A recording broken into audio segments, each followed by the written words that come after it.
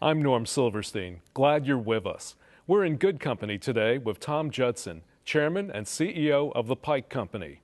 It's not a cliche to say that Tom and his family helped build Rochester from the ground up. In fact, the company's timeline goes back more than a century. John B. Pike & Son built Rochester Savings Bank in 1927, and a few years later, Rochester's first medical arts building. Tom's family, Tom, and now his son Rufus, have led and innovated in the contracting and building industries. Under Tom's leadership, the Pike Company has shaped, constructed, and reimagined thousands of buildings in Rochester and across the country. Tom and his wife Yvette are well-known community supporters and advocates for a vibrant Rochester. Tom, I'm so glad you could be with us today. Thank you for having me. Tom, I'm sure that our viewers have passed many signs in this entire community that say Pike Construction, Pike Company, but they don't know what's going on behind those signs. So why don't we start off by telling us a little bit about the Pike Company? Well, we're a general contractor based here in Rochester. We take responsibility for the overall project, and it can be in the building types that you've described. We also do work in other areas from road work to bridges, but our responsibility is to be the prime contractor in connection with our clients, and then we subcontract a big part of each project depending on what the requirements are. Well, your company's been involved in so many projects, including the renovation of the Eastman Theater. That was something we documented on public television.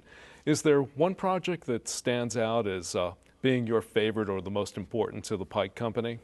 Well, there are a lot of projects. It's hard to say which is my favorite. I would say, though, that the Eastman Kodak Hall project stands high on the list, and especially the building that went into what was called the parking lot that Mr. Eastman wouldn't buy because he didn't think the pricing was reasonable. But when we think of the program that's in there in terms of the recital hall, the practice hall, it's just extraordinary, and it was a very complex structure. So I love that one. I love the archives at the George Eastman House. That was very important to us at that time, and the program that it allowed in terms of keeping the collection here in Rochester. But there's so many, it's hard to say any one in particular. Well, I understand you also worked on Epcot Center, so does that give you a lifetime pass to Disney World? Well, it was a wonderful and exciting project. We did the World of Motion and the World of Energy back in the early 80s. And that was very exciting. When it started as just a green field, and we were actually one of the first contracts after they did the infrastructure. So that was an exciting project. Well, here in Rochester, we've talked about a couple of your projects, the Rochester Savings Bank, Eastman. Your company also worked on the Granite Building, the Rochester Museum and Science Center, and Woodcliff. How do you feel when you drive by some of these buildings that Pike was so involved with? Well, I'm very proud of that, and of course I grew up in this world with my grandfather and my father.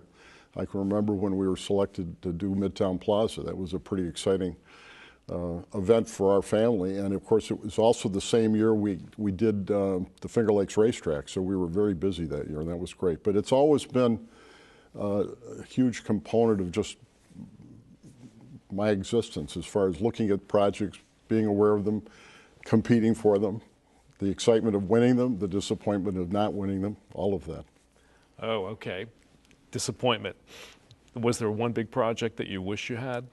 Oh, sure, there are tons of them. But I think in our business, you have to look at those things that you win and then be thankful for that, and the things that you don't, you have to move on, and really focus on those projects you have a chance to do. So I don't allow myself to do that too much, and I think it's the right way to look at things.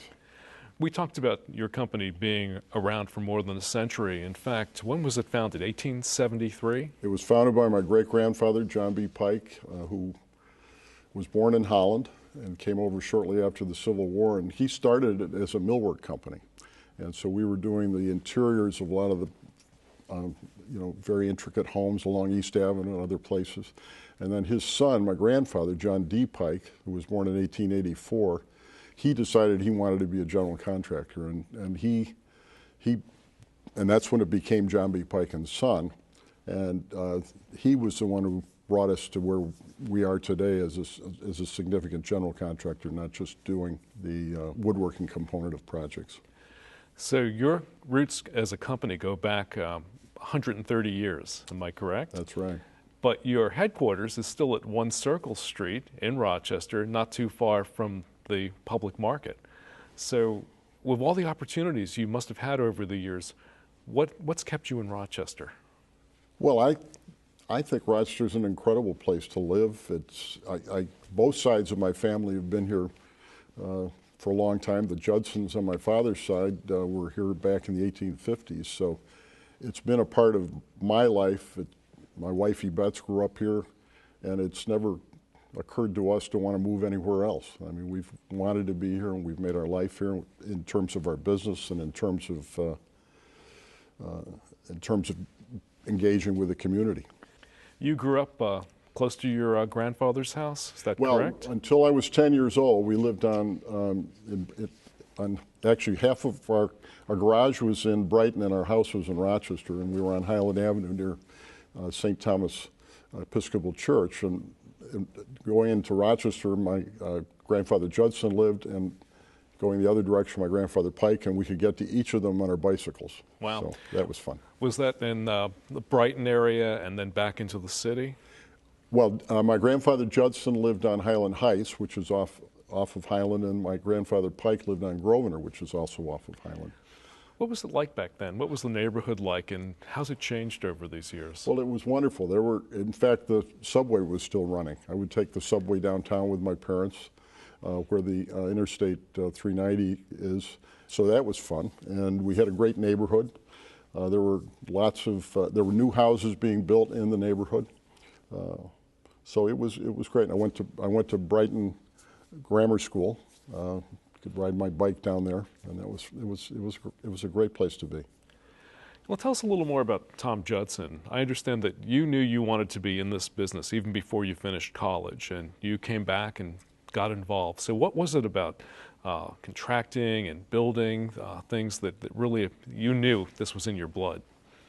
It's true. I really did know, and that's a good question of what was it that made me want to do it. I think the things that you've just described is the pride of the buildings that we had a chance to build and the clients that we had, and being very proud of my grandfather Pike and my father. And it is interesting because I've never gotten a paycheck from anybody but Pike, other than my active duty in the National Guard and Reserves. So you could argue I'm fairly dull. If you allow me to count it, in 1963, when I was in college working out at RIT in the summer, that's when I started, which is just summer employment, but that's over 50 years ago, which is hard to believe. In the summers, I would work out on the projects, and then I had a chance to be for a year out at what was called Riverwood, Kodak's Marketing Education Center that we were building in the late 60s, early 70s. And it was designed by Skidmore, Owings and Merrill, and it was in the successful days of Kodak. So it was a very exciting project for us and very interesting buildings, yes. And I was there over a year as I was actually waiting to go on active duty for the National Guard. I had originally scheduled to be at Cornell for the last year of my MBA at the Cornell Business School down there, but I lost my deferment just before Yvette's and I were married in 1968. And so I got into a National Guard unit and got a chance to work for the company in the field for a year before going on active duty. And Cornell's actually one of the places where you've done some work, isn't it? Oh yeah, we have been very happy to be able to do work down there. We're currently doing Stocking Hall, and we've done Mann Library and a whole variety of projects down there. Companies that are around 40 or 50 years, that's sometimes considered a pretty long life for a company. We're talking about a company that's been around for over a century. So was there some magic to this, or is it the word family that comes back that is responsible for your still being here? Well, it's a good question. I think, we have good times and we have times that aren't quite so good, but we've gone through cycles, but for the last 25, 30 years it's been very good. And I had a chance to become engaged in the company, and it's been my life. outside my family, and of course part of my family now with my son and my son-in-law, who's one of our executive vice presidents in the company. But I don't know that it's intentional to say we're going to go on in the family all these years. I have to say, I told Rufus, please don't you dare do this for me. It's a great opportunity. I would be thrilled if you did, but there is no obligation because you only get one life. You've got to decide what you want to do. And fortunately, he did want to do it, and finally he told me to shut up. I want to do it. Let's just So I'm thrilled, and he's doing an incredible job. It's really wonderful. You focused a lot on education. You built schools, you built colleges. What are some of the big projects that our viewers might recognize? Well, we've done quite a bit of work out at RIT, Global Village, the Gordon Fieldhouse, the Golisano School of Computer Science. We did the renovation of the dorms at the University of Rochester, the Wilmot Cancer Center. You've already described the Eastman, the Kodak Hall, Eastman Theater. So we've done a lot of that. We've worked at Hobart. We've worked at, we work at a lot of colleges. We worked in New Haven at Yale at my alma mater. And so we're very intentional about that. We pursue that work, a lot of healthcare, a lot of different things. We're based here. We operate throughout the Northeast, and we'll travel anywhere for our customers. We just did a project out in Montana for Delaware North, which was fun, at Yellowstone. Oh, that sounds great. Yeah. When I go to your website, I see some interesting things about integrity and how the last 5% of a project is as important as the first 95%. Elaborate on that for me. Well, I think all of us in our business are excited about the chase and winning the project. And we get to 95% and we have our attention goes to the next project. So we have to be very intentional about finishing what we have and making sure that we complete our responsibilities to our clients and to the whole project. So we work very hard on that because it isn't human nature to actually want to do that. You really want to go to the next project because you basically, at that point, the client generally is in the building, is using it. It's a matter of completing all the various components of the contract and the as-built drawings and all of that sort of stuff. So we work hard on that because it requires real attention to do it well. These sound like values that might have been passed down in your family. Are these things you learned from your grandfather and your father? I think it's a combination of experience, just what you described. My father, my grandfather, mistakes that we've made where we see issues and we realize when you look back and how would we have done it differently. So we then try and be very intentional about those things that we want to keep reminding ourselves of. And was your mother a strong influence on you also? Oh my goodness, yes. She was very strong. And at a different time, she was incredibly active in the community. I think generally every organization she became part of, she became head of. I think in today's time, she'd probably be running the company. She was very, very capable, wonderful mother. I couldn't ask for any more. Well, your wife, Betts, has also been, I know, a strong influence. There are a lot of things you together decide to devote your time and your resources to. We always were very clear that we were going to each have our own interests, and her life has been at the Allendale Columbia School, where she spent 30 years. She went there 12 years before, and now she's back and gone back. And she left and came on the board, became chairman of the board. They've asked her to come back, and we have 3 grandsons there now, so it's wonderful as we go through life. But that's an important part of her interests, and she's on a lot of different boards. She's been chair of the Rochester Public Library. She's very, very interested right now in Ganondagan, which is which is out where we live in Victor, which is for the Seneca Nation.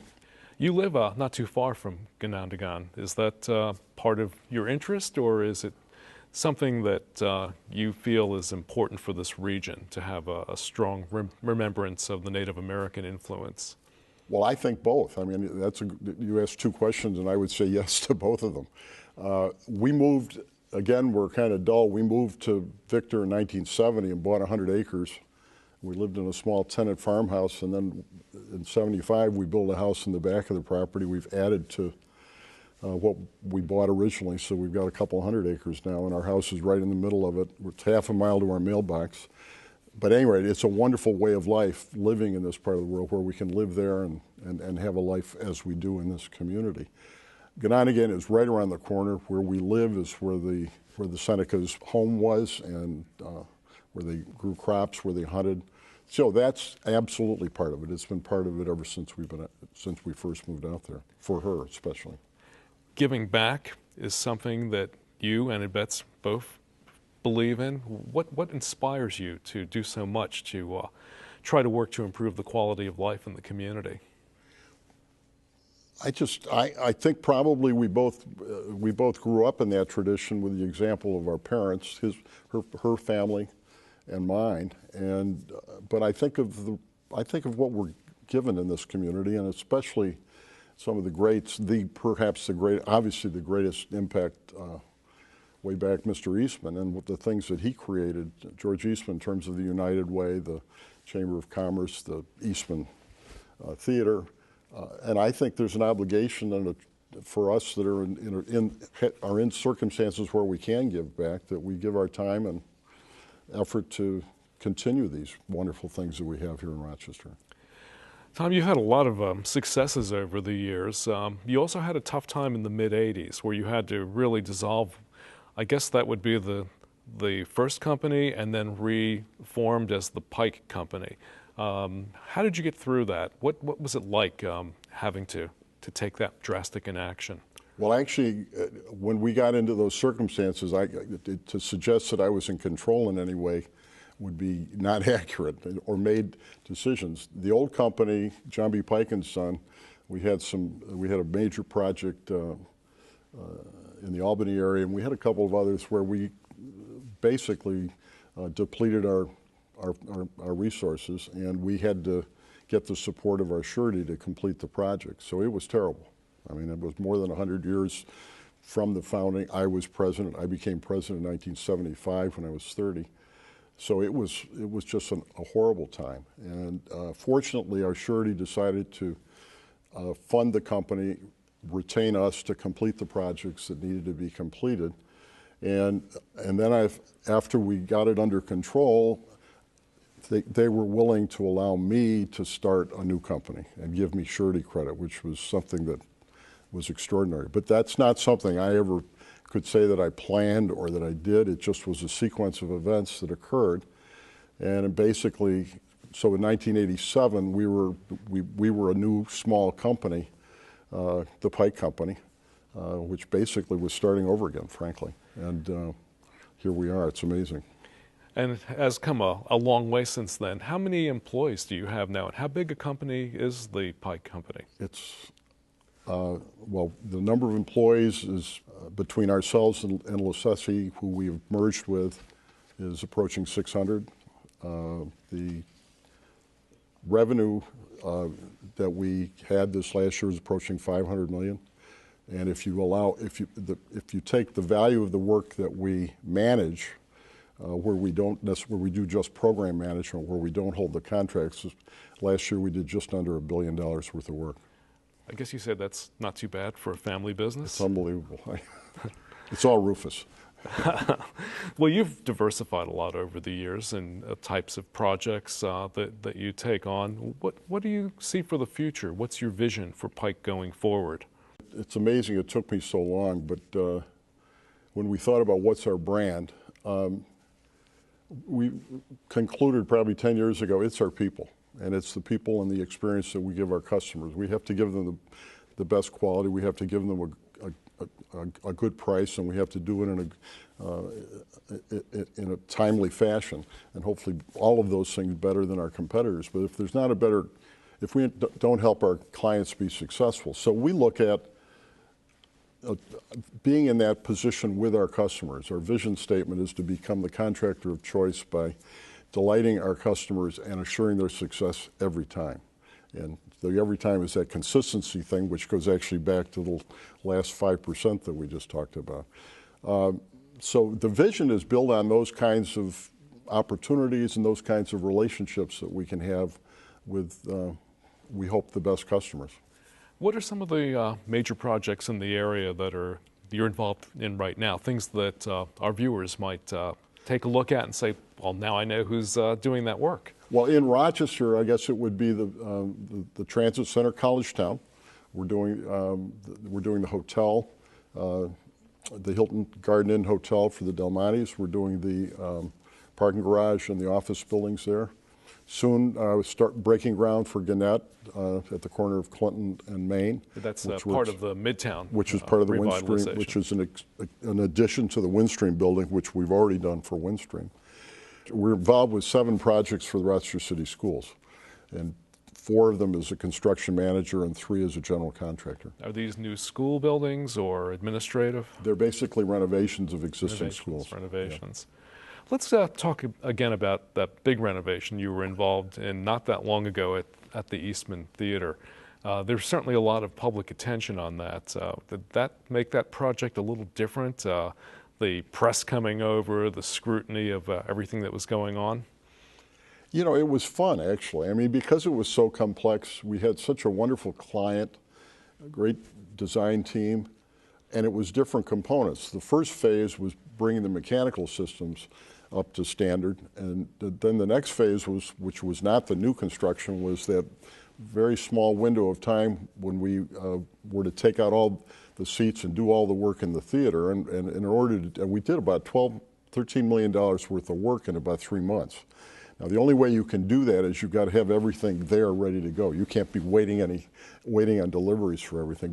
I remember you mentioned the taking out of the seats from the old theater, and the late Dean Doug Lowry said he walked in the next day and looked around and said, "Oh my God, what have we done?" Oh, I know. So exactly. that must have been a little bit of hand-holding to make sure that our friends at the University of Rochester and the Eastman School knew that they were going to get a great facility.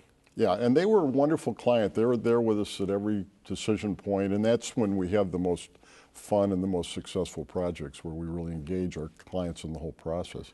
We've talked a lot about Rochester. Your roots here go back many generations as a family. But if there's one thing you could change about Rochester, what do you think it would be?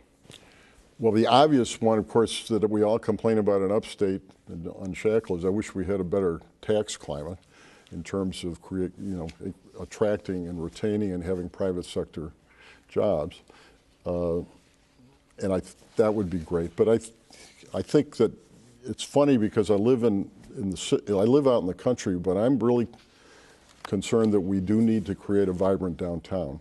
And I think what some of these projects that are underway in terms of bringing people living, what Bob Morgan and Larry Glazer are going to do at Midtown, I think is fabulous, and bringing people, get a grocery store, that type of thing.